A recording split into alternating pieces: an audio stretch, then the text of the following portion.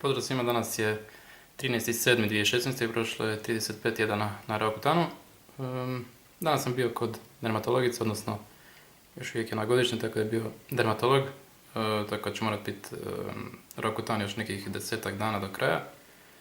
A ovaj tjedan je bio dosta dobar, nisam imao ni glavobolje, nisam kriv iz nosa išla jednom, tako da i to nije bio neki veliki problem, nisam imao bolova u leđima, niti ništa slično kao i onih prethodnih tjedana, a i psihički sam bio i još uvijek jesam jako dobro.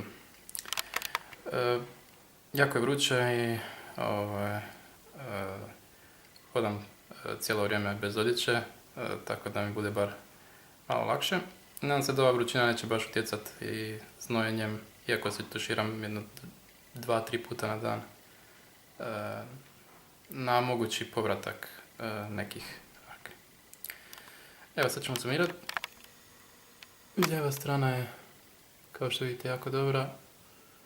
Nema više toliko ni onog, ne da toliko, nego gotovo je skroz da je izblijedilo ono crvenilo. Desna strana isto jako dobra. Nos isto ok, čelo ko po običaju. I brada isto ok, usnice su ispucale, ali već sam navikao.